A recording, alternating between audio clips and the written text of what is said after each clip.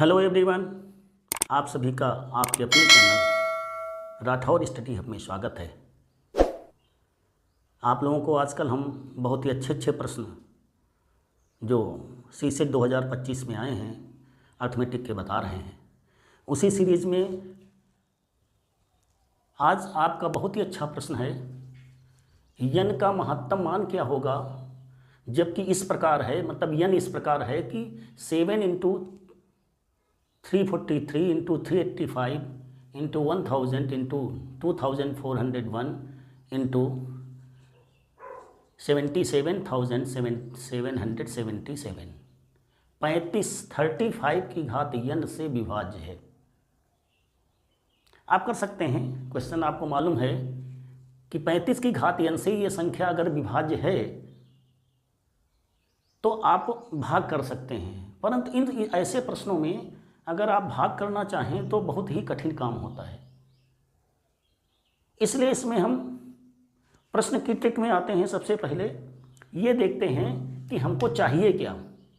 दिया है कि 7 into 343 into 385 into 1000 into 2401 into 77,777।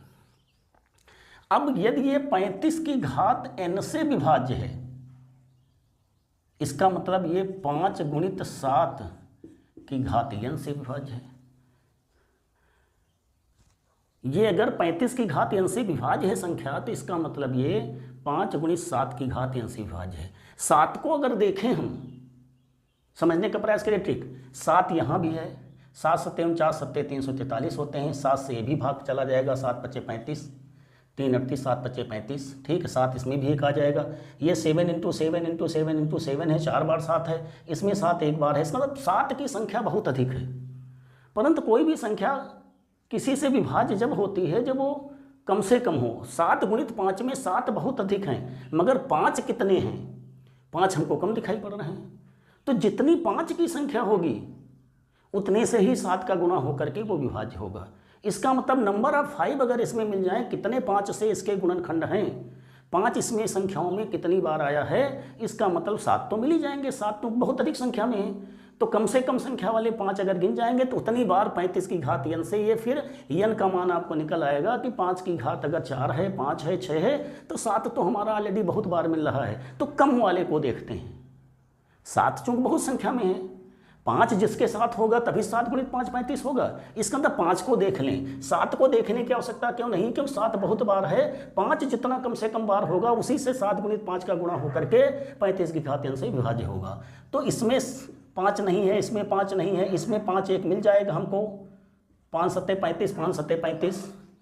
इसमें से हमको 125 मिल जाएगा, 5 गुणित 5 गुणित 5 गुणित 8, 1 5 ये मिला, 3 5 ये मिले, बाकी किसी में 5 नहीं मिलेंगे। तो 5 कुल मिला के हमको 4 ही बार मिल रहे हैं। 7 हमको 1 बार, 3 एक 4 बार, 1 5 बार है ना, 4 9 बार, 1 10 बार।